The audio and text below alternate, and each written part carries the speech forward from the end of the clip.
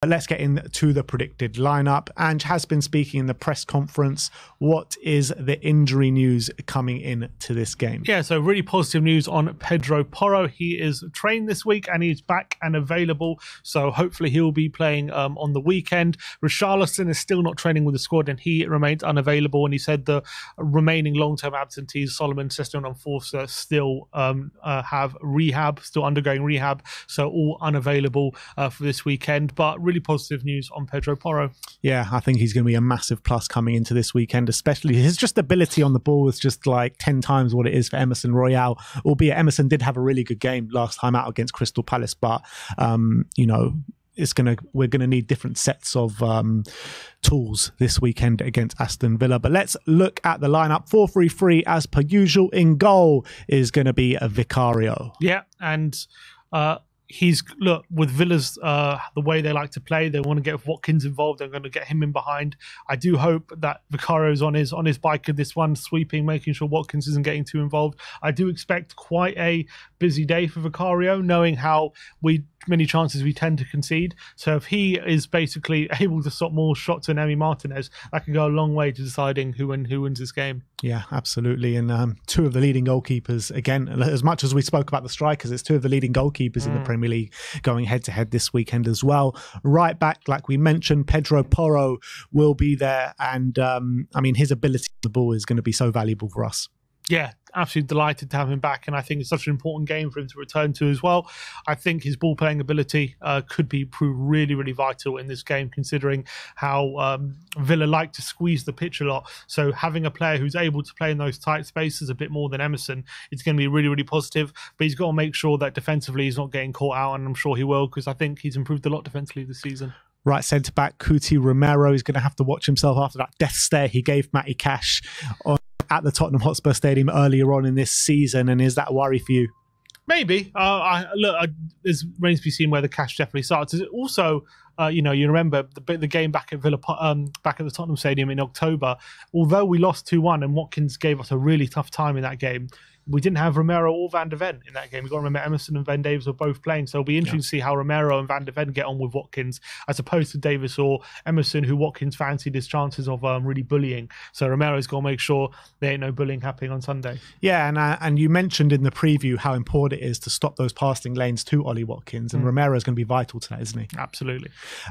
Next up, Mickey Van de Ven, left centre-back. And I spoke about Romero being vital, stepping in to block those passing lanes. Van de Ven is going to be vital in those recovery runs when they're trying to play Ollie Watkins in behind. Yeah, because I actually look at Villa and, their ability to find Watkins in behind is absolutely phenomenal. They tend to find him in behind so often. And even the goal I saw against Luton on the weekend, just very quick pass from Douglas Luiz, a quick free kick, and there you go. So Van de Ven's going to be absolutely crucial watching where Watkins is running to, and making sure he doesn't run in behind, because he's such a threat.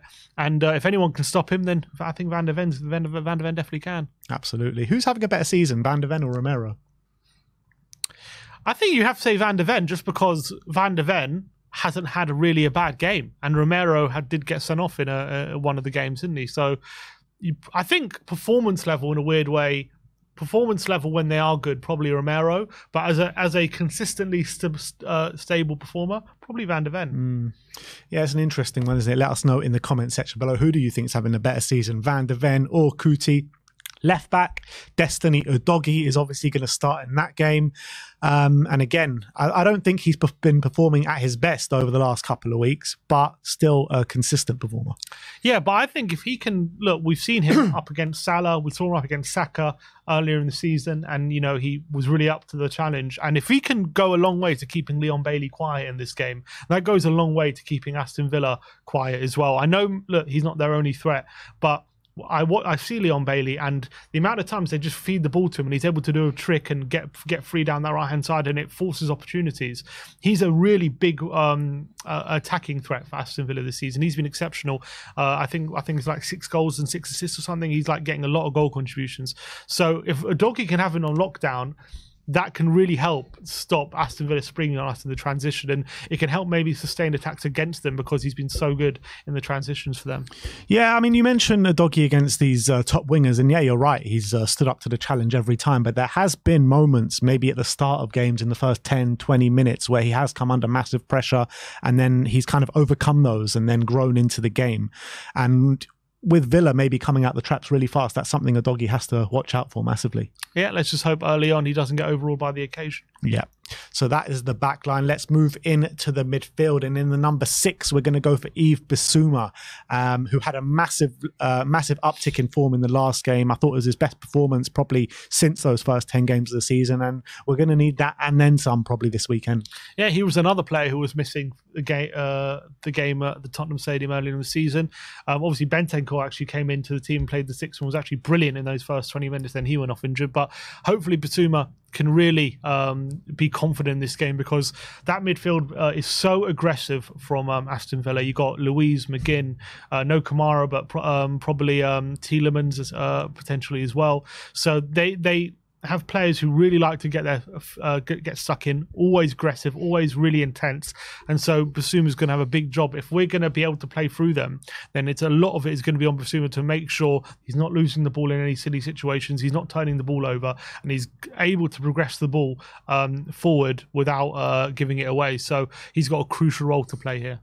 Are you worried a bit about Bissouma? Because we've seen sometimes this season when he does come up against potentially aggressive midfields that he can also give it back, get sent off, pick up these needless bookings. I mean, he's got previous to that. Yeah, I guess. And he hasn't been in the best form. So I'm not saying I'm worried about him, but I think it is a bit of a concern that he hasn't returned to his best form yet, but hopefully this can mark the turn of it. Let's hope so. In the number 8 position, we're going to side with Rodrigo Bentancur. Pape Sarr, as Ange said, is still nursing that back injury, so we expect Rodrigo Bentancur to start this game. And what a story it would be for him after getting injured against Aston Villa and coming back and putting his best performance since then.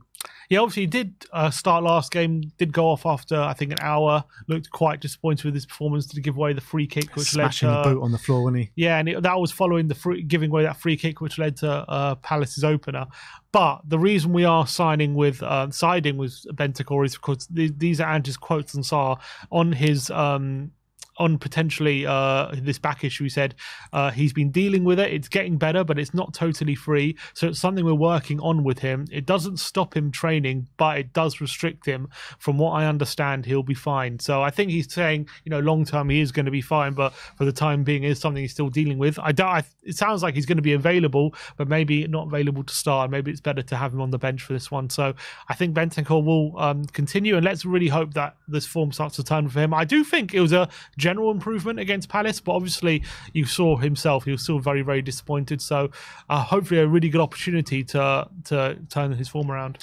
And then to make up that midfield 3, it's obviously going to be James Maddison, who I thought was brilliant in the game last weekend against Palace, and I still think there's a lot more to come from James. Yeah, and he's going to be crucial because that link up with Sonny is going to be so important in this game. Another player as well who didn't play the game against Villa last time out, who could be really crucial. I remember Lo Celso, I think he scored, didn't he? And he was played quite a good game. But I'm just imagining if Maddison can kind of get any sort of foothold in the game and he is allowed to kind of start to dictate it, it's going to be very hard for Villa to deal with him. So I think he could be the difference in terms of having that bit of magic or getting snuffed out.